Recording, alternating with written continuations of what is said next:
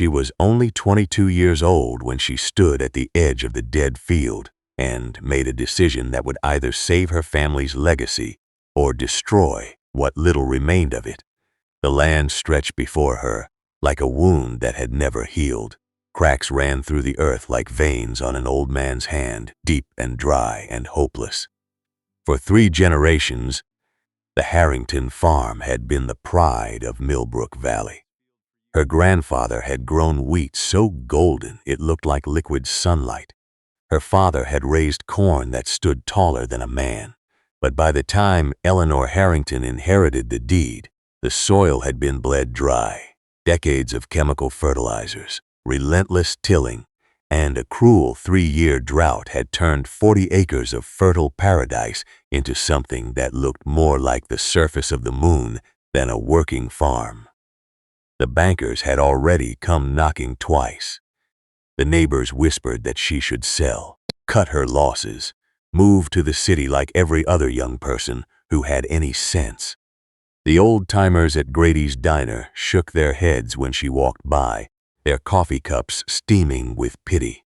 Poor girl, they said, trying to farm dead dirt. Her daddy would be heartbroken if he could see it now. But Eleanor had spent the last 6 months in the county library, reading every book on soil science she could find. She had driven 200 miles to attend a seminar by a reclusive agricultural professor who spoke about something the modern farming world had forgotten, something ancient, something the chemical companies laughed at. Earthworms, not just a few worms, not the occasional nightcrawler you found after a rain. She was talking about a deliberate, massive introduction of 5,000 red wigglers and earthworms into barren, lifeless soil. The professor had shown photographs that seemed impossible. Cracked, gray wastelands transformed into dark, crumbly black gold within a single growing season. Worms are the Earth's engineers, he had said, his eyes burning with a fervor that stayed with her. They don't just live in good soil, they create it. So Eleanor spent the last of her savings, money she had intended for seed, for equipment repairs, for keeping the lights on through winter, on 5,000 worms. 5,000 wriggling, silent, humble creatures that arrived in damp cardboard boxes, delivered by a confused UPS driver who asked if she was starting a fishing business. She wasn't starting a fishing business. She was starting a war against despair. The morning she released them, the sky was the color of old ash. A thin wind blew across the dead fields, carrying dust that stung the eyes. Eleanor stood at the fence line with her boxes, wearing her father's old work boots and a coat that had seen better days. Her hands trembled not from cold, but from the enormity of what she was about to do. This was everything she had left. If this failed, the bank would take the farm by spring. She opened the first box. The worms glistened in the pale morning light, thick and healthy, and utterly indifferent to the drama of human hope. She knelt in the dirt so hard it bruised her knees, and she began to place them, not scattering them carelessly, but tucking them into the cracks, into the dry pockets, into the places where life had given up. She worked with a reverence that looked like prayer, and that was when the village found out. Tommy Granger, who farmed the adjacent property, was the first to see her. He had been driving his tractor along the fence line, checking on his own struggling soybean crop. When he spotted the strange figure kneeling in the dust, he stopped. He watched, and then he started to laugh. It wasn't a cruel laugh, not at first. It was the laugh of a man who had seen too much hardship and needed something absurd to break the monotony. "Ellie," he called out, leaning on his steering wheel, "you lose your tackle box? What in God's name are you doing with worms?" She didn't look up. Her hands kept working, placing another handful of worms into a furrow she'd managed to scratch open with a hand trowel. "I'm farming, Tommy." "Farming?" He laughed harder, slapping his thigh. "Honey, you don't farm with worms. You fish with worms. That dirt out there couldn't grow a weed if you paid it. You're throwing good money into the wind." By noon, half the county knew. By evening, the story had grown in the telling. At the feed store, they said Eleanor Harrington had gone crazy. At the church social, they prayed for her. At the diner, they made bets on how long before she packed up and left for the city. Old man Whitfield, who had farmed the valley for 50 years and considered himself the final authority on everything agricultural, came to her porch the next morning. He stood there in his denim overalls, his face a map of sun and skepticism, his thumbs hooked in his suspenders. "Eleanor," he said, not unkindly, "I knew your granddaddy. I knew your daddy. They were good men, good farmers. But they'd tell you the same thing I'm telling you now. That land is done. You can't bring it back with worms. Worms need moisture. Worms need organic matter. You got neither. You put 5,000 worms out there, and you'll have 5,000 dead worms by the weekend. It's a waste, a sad, foolish waste." She looked at him with eyes that were red from lack of sleep but steady with resolve. "Mr. Whitfield, when my grandfather first bought this land, it was nothing but brush and rock. People said he was crazy too. When my father switched to organic methods in the 70s, everyone laughed at him until his yields doubled. The Harringtons have always been called crazy, right up until the moment we proved everyone wrong." Whitfield shook his head, a gesture that contained centuries of masculine certainty. "This ain't the same, girl. This is different. The soil chemistry is shot. The microbiome is dead. You can't fix that with hope and earthworms." But Eleanor had done her research. She knew that earthworms didn't just need good conditions. They created them.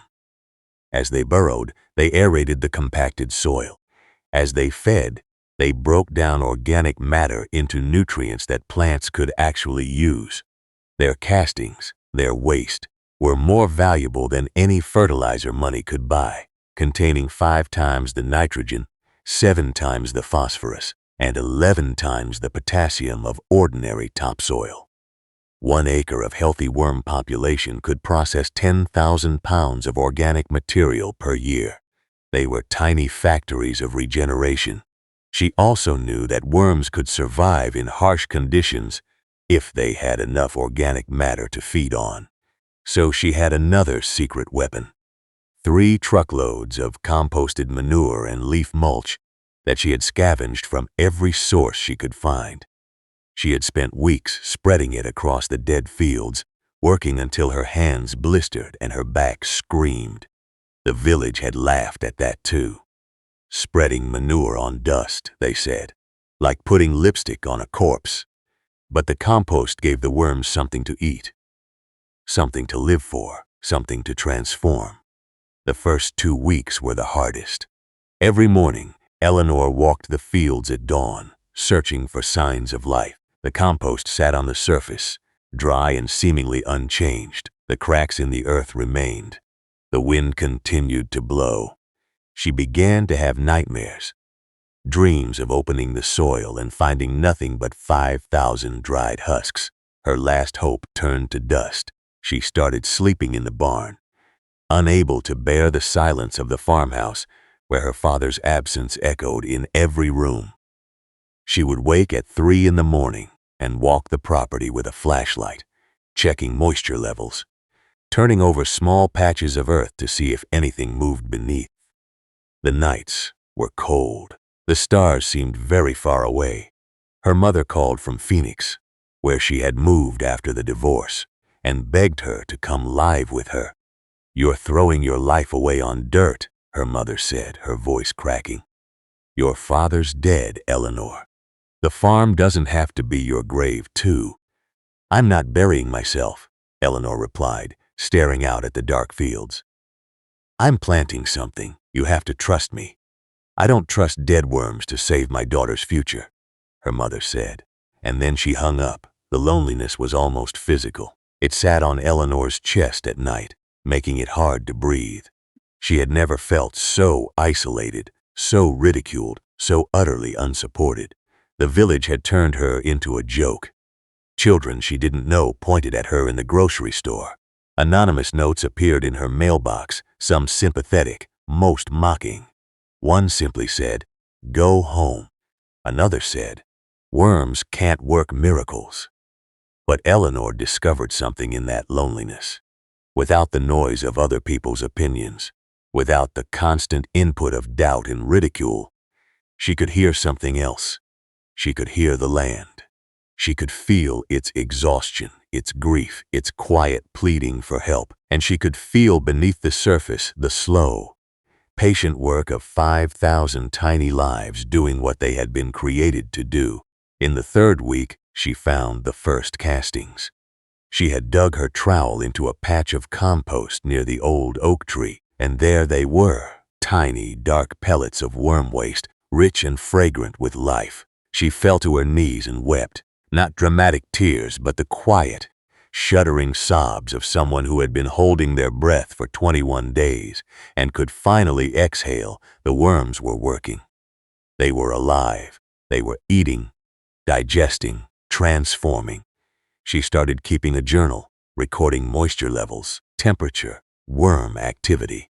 She learned to read the soil like a language. Where the compost was thickest, the worms clustered. Where the ground was hardest, they moved slowest. She began adding more organic material. Coffee grounds from the diner, vegetable scraps from the church kitchen, grass clippings she collected from anyone who would let her haul them away. She became a scavenger of decay, turning the valley's waste into her field's hope. The village, of course, noticed none of this. They saw only what they expected to see, a foolish young woman wandering around a dead farm, talking to herself, carrying buckets of garbage like some kind of demented sanitation worker. The laughter continued.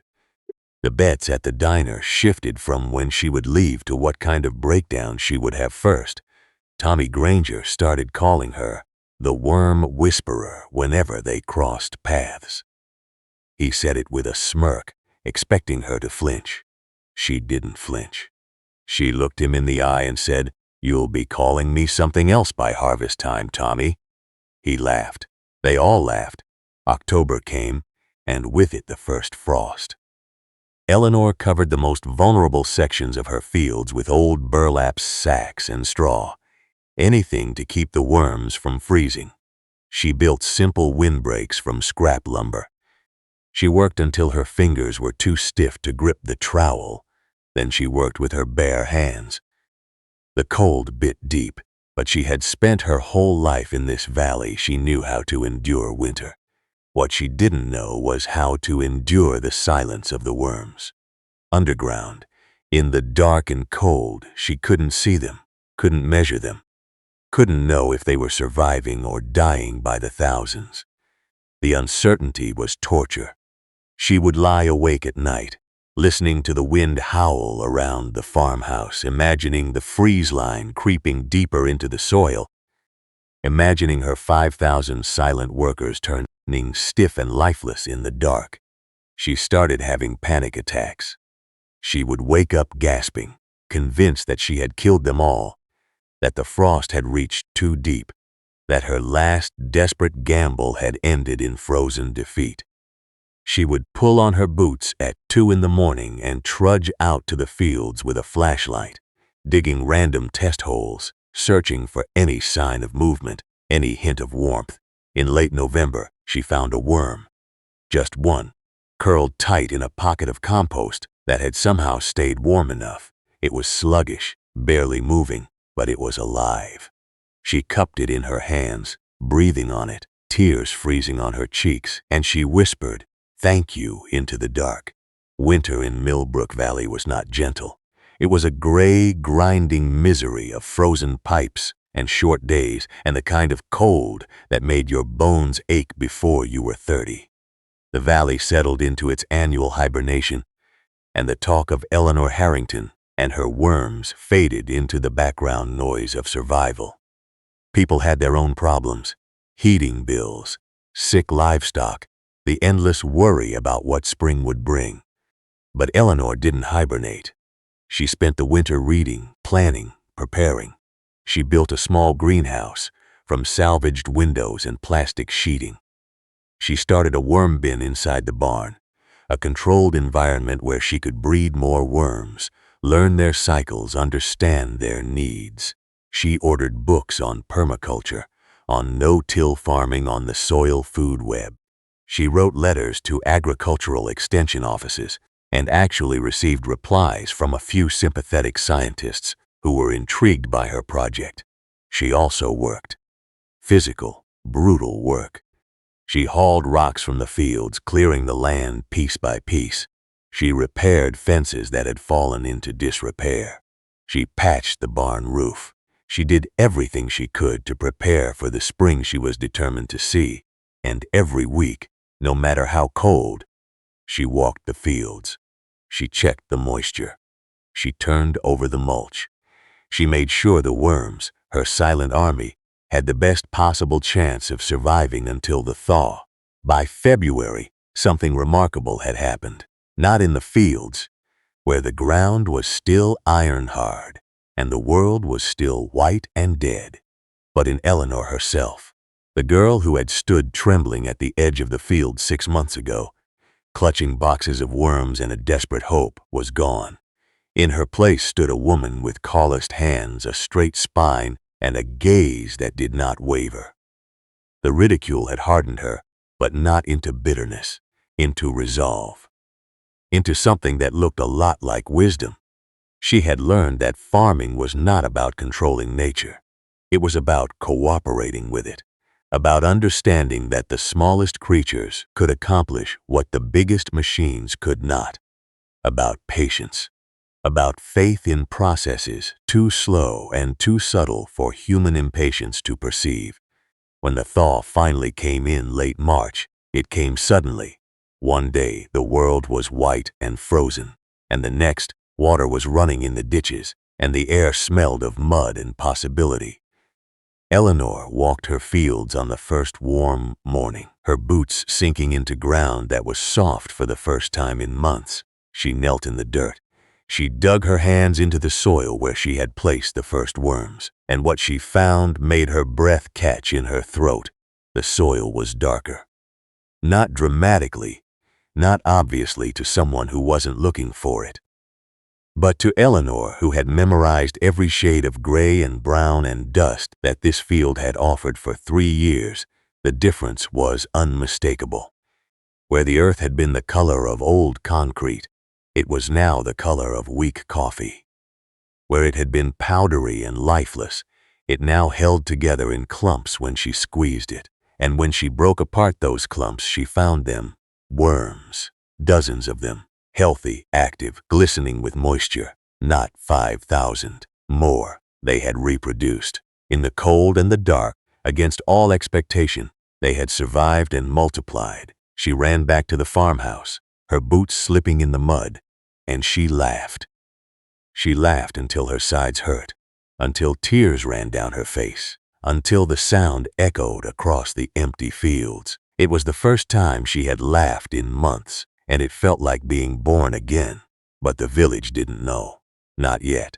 To them, the Harrington farm was still the same sad joke it had always been. The thaw brought the farmers out of their winter bunkers, and with them came the renewed speculation about when Eleanor would finally admit defeat. Tommy Granger saw her in the feed store in early April. She was buying seed, not much, just a few packets of cover crop, clover and rye, plants that would fix nitrogen in the soil and provide more organic matter for the worms to process. "You're actually going to plant something?" Tommy asked, incredulous. "Ellie, that ground won't grow rocks. You know that." "It'll grow these," she said, holding up the packets. "And next year, it'll grow more." "Next year?" He shook his head, genuinely baffled. "You're planning for next year? Most folks would have been gone 6 months ago. What is it with you and this dead farm?" She looked at him with those steady eyes, and for the first time, Tommy saw something that made him uneasy. Not madness, not desperation, certainty. "Because it's not dead, Tommy. It's sleeping. And I'm the alarm clock." She planted the cover crop by hand, row after row, walking the 40 acres with a seed bag slung over her shoulder. It took her 5 days. Her feet blistered, her shoulders burned. But she planted every seed with intention, imagining the roots reaching down, imagining the worms rising to meet them, imagining the exchange of life that was happening in the dark, invisible world beneath her feet. The first green shoots appeared in late April, tiny, fragile, almost laughably small. But they were green, actual green in soil that had produced nothing but dust for 3 years. Eleanor photographed them with an old camera, not because she needed proof for herself, but because she knew the day would come when she would need proof for everyone else. By May, the cover crop had established itself in patches across the field. Not uniformly. Some areas were still too damaged, too depleted, but in enough places to create a patchwork of green that was visible from the road. The first person to notice was Martha Chen, who drove past the farm on her way to the city and nearly swerved her car in surprise. She called her sister. Her sister called the pastor. By noon, a small crowd had gathered at the fence line, staring at the impossible sight of green things growing on the Harrington land. Old man Whitfield was among them. He stood with his hands in his pockets, his jaw working silently, his eyes narrowed against the sun. He didn't say anything. He didn't need to. The green spoke for itself, but it wasn't enough, not for the village, not for the bankers. A few patches of clover did not make a farm viable. The doubters quickly found their footing again. "Cover crop," they said dismissively. "Any idiot can grow clover. It grows in cracks in the sidewalk. Wait until she tries to grow something that matters. Wait until she tries to make money." Eleanor knew this. She knew that the cover crop was just the beginning, a way to feed the soil and the worms, to build the foundation for what came next. She knew that the real test would be the main crop, the cash crop, the thing that would determine whether the bank took the farm or not. She had chosen her crop carefully. Not corn, which was greedy and demanding, not wheat, which needed perfect conditions. She had chosen something that worked with her system rather than against it. Potatoes. Hardy, resilient, underground potatoes that would benefit from the loose, aerated soil the worms had created.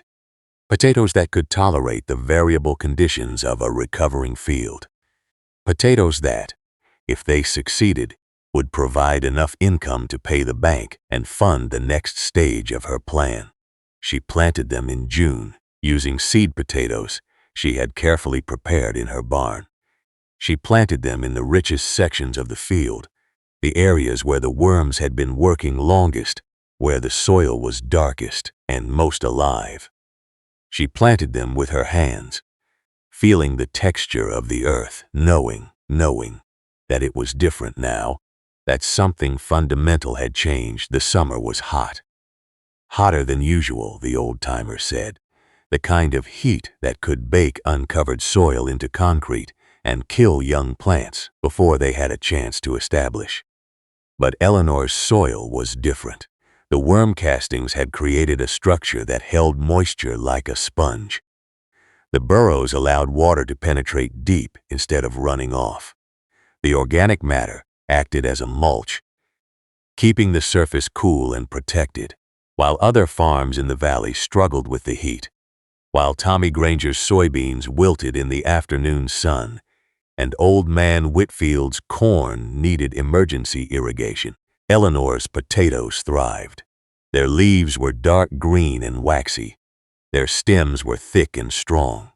They grew with a vigor that seemed almost aggressive, as if they were making up for lost time, as if the soil itself was pushing them upward with desperate enthusiasm. Eleanor spent the summer in a state of exhausted joy. She weeded by hand, refusing to use herbicides that might harm her worms. She watered carefully, using a drip system she had constructed from salvaged materials. She checked the plants daily, looking for pests, for disease, for any sign of trouble. But the plants were healthy, the soil was healthy, and beneath the surface, she knew The worms were still working, still processing, still building the future one tiny casting at a time. In August, the potato plants flowered. Small, delicate blooms that most farmers ignored because they signaled nothing more than the passage of time. But Eleanor stood in her field at sunset, surrounded by thousands of white and purple flowers, and she wept again. Not from sadness, from gratitude, from the overwhelming realization that life had returned to this place, that the dead had risen, that hope, against all odds, had been justified. The village noticed the flowers, too.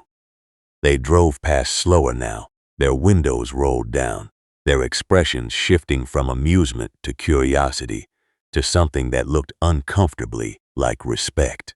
The jokes at the diner became less frequent. The bets were quietly settled. No one apologized, not yet, but the laughter had stopped.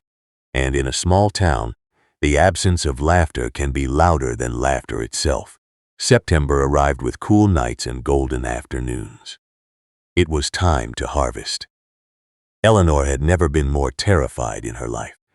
Everything came down to what she would find when she pushed her spade into the earth and turned over the first hill of potatoes. She chose a spot near the center of the field, where the soil was darkest, where the worms had worked longest. She had invited no one. There was no crowd, no ceremony, no witnesses to her moment of truth. Just Eleanor, her father's old spade, and 40 acres of hope. She pushed the spade into the ground. It sank in easily, the soil parting like soft cake. She levered it upward and turned over the earth. What emerged made her drop the spade and fall to her knees. Potatoes. Dozens of them. Perfect, smooth, unblemished potatoes in sizes that made her hands shake. They rolled out of the soil like treasure from a chest, golden and red and white, heavy with starch and life. She dug her hands into the earth and pulled out more and more, an endless bounty that seemed to defy physics, defy logic, defy every prediction the village had made. She moved to another hill, same result, and another, row after row. The earth yielded its abundance with a generosity that felt like forgiveness. The soil that had been dead was now so alive that it practically pushed the potatoes into her hands. It was dark, not the weak coffee color of spring, but the rich, deep black of fertile earth. It crumbled between her fingers, smelling of life and possibility. It was the color of redemption. Eleanor sat in the dirt, surrounded by potatoes, covered in soil that looked like ink against her skin, and she laughed. She laughed the way people laugh when they have walked through fire and emerged not just alive but transformed. She laughed until the sound carried across the fields, until the crows in the oak tree took flight, until her throat was raw and her face was wet with tears and dirt. She harvested for 3 days, by herself, because she wanted these first moments to be hers alone. She filled crate after crate, wheelbarrow after wheelbarrow. The yield was beyond anything she had dared to imagine. 40 acres of what the village had called dead dirt had produced more per acre than most of the healthy farms in the valley. On the 4th day, she drove her pickup truck to the farmer's market in the county seat. The bed was loaded with potatoes, washed and sorted and gleaming. She had made a simple sign, Harrington Farm, First Harvest. The market was crowded, the late summer air thick with the smell of produce and sweat and commerce. Eleanor parked her truck and began to unload. People stopped. They stared. They whispered. Tommy Granger was there, selling his own meager soybean harvest. He walked over, slowly, his hat in his hands, his eyes fixed on the mountain of potatoes emerging from Eleanor's truck. "Ellie," he said, his voice barely audible, "where did you get all that?" She looked at him, this man who had laughed at her, who had called her the worm whisperer, who had bet against her sanity. She felt no anger, only a deep, quiet satisfaction.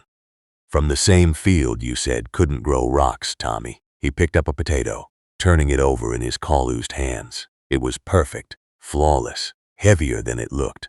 "The worms," he said. It wasn't a question. The worms, she confirmed. 5,000 of them, and every single one of them worked harder than any tractor, any chemical, any expert advice this valley ever had to offer. Word spread through the market like electricity through water. By noon, a crowd had gathered around Eleanor's truck. Farmers who had mocked her 6 months ago were now examining her produce with expressions of disbelief and dawning shame. Old Man Whitfield appeared, pushing through the crowd, his face pale beneath his tan. He didn't say anything at first. He just looked at the potatoes. He looked at the dark, rich soil still clinging to their skins. Soil so black it looked like it had been dyed. Soil so different from the gray dust of the surrounding valley that it might as well have been from another planet. Then he looked at Eleanor. "I was wrong," he said. The words cost him. She could see that. 50 years of certainty didn't bend easily. "I was wrong about the worms. I was wrong about you. Your daddy would be proud, girl. Your granddaddy, too." It was the only apology she needed, the only vindication she required. She sold out by 2 o'clock. Every potato gone. People bought them not just because they were beautiful, but because they wanted to touch something that had come from impossible soil. They wanted to believe, if only for a moment, that dead things could live again. But Eleanor wasn't done. The harvest was just the beginning. She used the money to pay the bank, to clear her debts, to secure the farm's future. And then she did something that surprised everyone, including herself. She started teaching. She invited the farmers of Millbrook Valley to her farm. Not to gloat, not to shame them, but to show them. She walked them through her fields, now dark and rich and teeming with life. She knelt in the soil and pulled up handfuls of worms, showing the farmers the creatures they had dismissed as fishing bait. She explained the soil food web, the nitrogen cycle, the ancient partnership between plants and microorganisms that industrial agriculture had forgotten. Tommy Granger was her first student.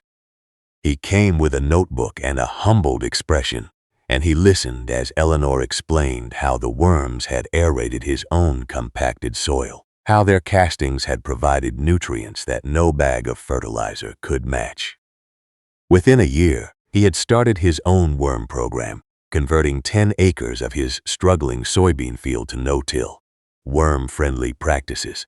Old Man Whitfield came too, bringing his grandson, who was thinking of leaving the farm for a job in the city. "Listen to this woman," Whitfield told the boy. "She knows things I never learned. She knows things I never wanted to learn. And she saved her farm with nothing but worms and stubbornness." By the second year, the Harrington farm had become something the valley had never seen before. A demonstration site. A place of pilgrimage for farmers from 3 counties who wanted to understand how dead soil could be resurrected. Eleanor expanded her worm population to 50,000, then 100,000. She built vermicomposting bins that produced the finest organic fertilizer in the state.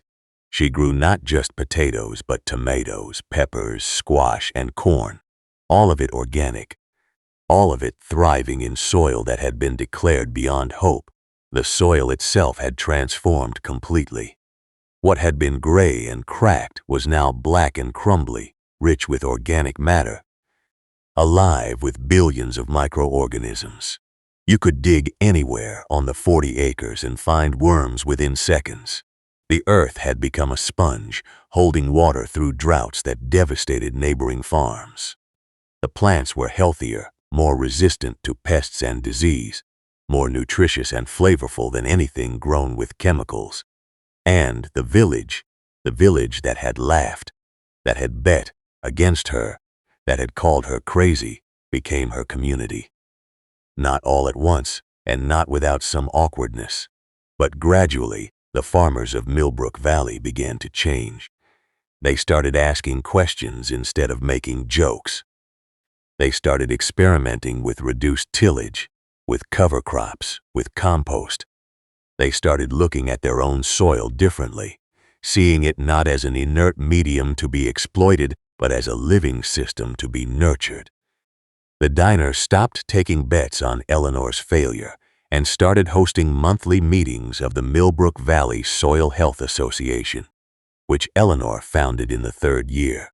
Old Man Whitfield became its president, standing at the front of the room with his suspenders and his newfound humility, telling anyone who would listen that he had once been the biggest fool in the valley for doubting the girl with the worms. By the 5th year, Eleanor Harrington had been featured in 3 agricultural magazines. She had spoken at the state university. She had received a grant to expand her work to other depleted farms across the region. She had hired 3 employees, including Tommy Granger's youngest daughter, who wanted to learn regenerative agriculture from the woman who had changed everything. But the moment that mattered most, the moment that Eleanor carried with her every day, happened on a quiet morning in October. 5 years after she had stood trembling at the edge of the dead field with her boxes of worms. She was walking her property at dawn, as she always did, her boots sinking into the black, rich soil that had become her legacy. The sun was rising over the oak tree, painting the sky in shades of gold and rose. The fields were green,